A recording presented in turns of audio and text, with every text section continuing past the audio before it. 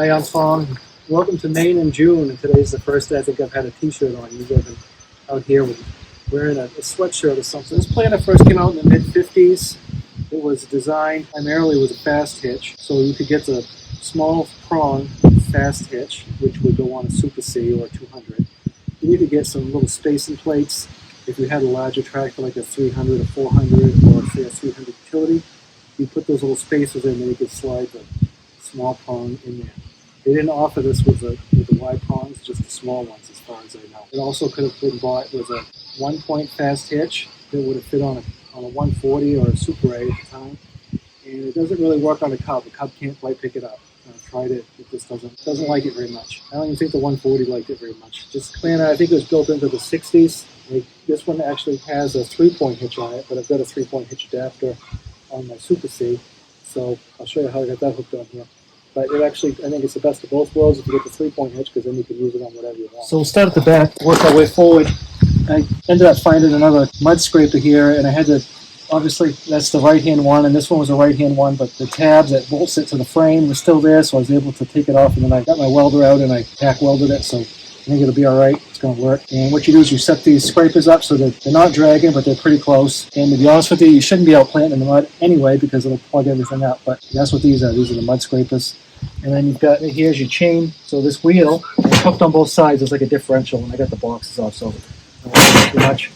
But it turns these chains, these drive chains, each planter on each side. And then this right here is an optional fertilizer hopper attachment. Sometimes people would buy the Super C, they'd have a set of cultivators, so they'd have fertilizer side dressers on the tractor, and the reason that would be advantageous to have it on the tractor is that you could go through after the corns come up and hit it again with a fertilizer side dresser. This right here, you can only obviously fertilize it when you're planting it, so you'd have to come back again to side dress it with something else. So these are adjustable in and out. You got the axle here, and then you've got all these like erector set holes. You just unbolt everything and you set it to whatever width you want. But if you're doing that, you have to change the width on the tractor. So I've got the tractor at 66 and these are at 32, and it works fine. It's got these optional row markers, and I picked these up from North Carolina. They were a store tractor, and I like them. I think they're kind of neat to have, but you don't need them. It's actually kind of a hassle to use them. What I do is, if I'm planting, I start this way, and I go over there, I just put this tire, wherever that one was last time, and then it plants perfect rows every time. So you can use these, but you don't really need them. They're kind of a pain. I got a bungee cord on here, otherwise they flop all over the place. But because it's an antique, I thought it'd be kind of cool to have it on here. So like I said, I don't use it, but it's kind of neat. So you've got different spacings on the width, and then you can change the flow rate by these two collars right here. You either put the bolt through the inside or the outside, and this one's got it on the outside. And it just changes the flow rate of how many seeds, the spacing of the seeds that come out. And you can buy these hoppers, you can buy the drive mechanism, you can buy everything, the hoses, you can get all that brand new still. So that's really cool to have. And then I did change out this one. The other one is getting kind of tender also, but I don't have another one. Now these shields down here on the swords, there was a bunch of different options for these, and I'll show you a picture of some of the different options you could have got, but this is starting to get pretty tender, and I did put galvanizing paint on it, and it still works, but I'm missing some parts here. But what's really important when you're planting is you don't want to be in, if you take a handful of dirt and you squeeze it into a ball and it mostly falls apart, you can plant. If you go out there and squeeze into a ball and it stays a ball like a snowball, don't go out there because you'll plug everything up. It turns all these chains and gears, and it turns this drive axle right here, which also, you can see there's a hog underneath, and it turns this plate. That plate connects to your seed plate, and as everything's turning, it'll spin that seed plate around. It'll drop your seeds out of your hopper down into this tube and then down there into the ground. And then right behind it is your fertilizer, so you can adjust your fertilizer rate. There's a little lever on the side of how much fertilizer comes out. And I usually go less, because to me less is better than more, and that's because if you put too much, you burn it. So I'd rather come back later and add a little bit. But once you put too much down and burn your crop up, your soil's messed up, so I don't recommend that you put a lot. It comes down this tube, drops it behind, right behind it, and these drive wheels are also the packing wheels. So as this comes by, it packs the seed down into the ground, and then you get a nice seed bed. Now, if you're planting a lawn, a lot of times people will just sprinkle grass seed all over it, and then they drove across it with a lawnmower or something. You can see all the tire tracks come out quicker. It's because of the packing. So what you want to do is you have these packing wheels that come behind and it packs it all down. That's why when you're cultivating, you always have another sweep on the back that covers the wheel tracks, because the loose soil, it's not really conducive to growing seeds. It'll still grow, but not as good as it would if it packed. So with this fast hitch, you want to put this in the top so it floats a little bit back side to side. Unless you're in a hill, like if you hill it first and then go over it, you kind of want to put it in the bottom because that'll lock it in a little bit better. But I don't hill it. I just put it on flat ground, so up there swaying is where it goes. There are grease fittings absolutely everywhere on this thing. There's collars on the drive wheels, there's collars on the chains. You've got all these bearings everywhere, and then I grease the chains themselves.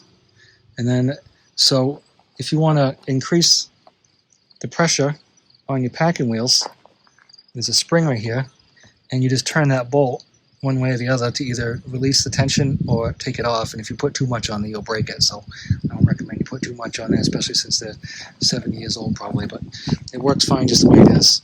If you want to change your seed rate, or not your seed rate, but the depth of your seeds, you don't use the down pressure on the tractor to push the thing deeper in the ground. You'll plug it up. So what you do is you turn these wheels right here, and then either in or out, and that'll set the depth of your planter. Now the fast hitch, some people will tell you you got to go onto the bell crank.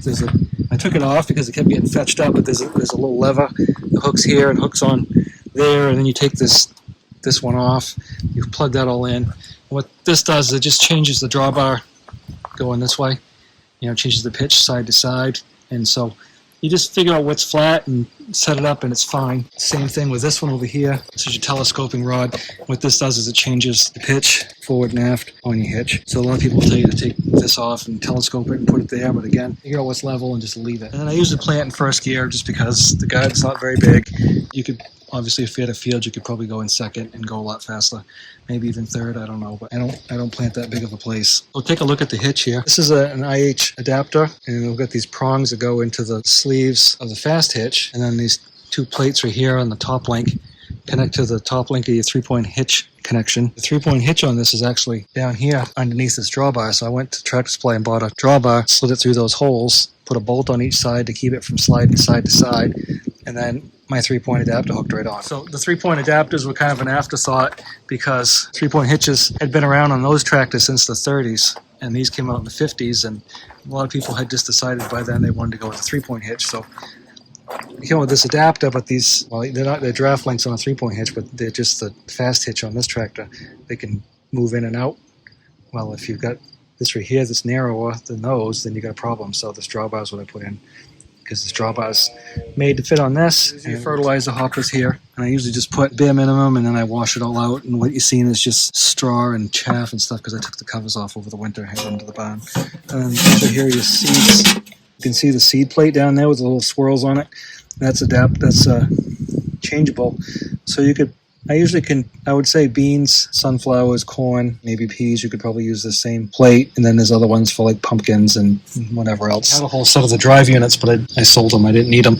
They plugged right into this right here. So because this is turning, obviously your brakes aren't activated, but that shaft is still turning while you're going forward. So there's some pawls on here, and then activated by when you either raise or lower this. And then the hoppers are bolt on the side. And like I said, I'll show you a picture of how that worked. But that's how a lot of them were set up, but most of them didn't come with these fertilizer hoppers on the back. We're going to be using this seed from Johnny's. It's untreated. They messed up. I wanted treated, but they sent me this, so they ended up just giving it to me. This is 81 days. This is Montauk, which I believe is Long Island.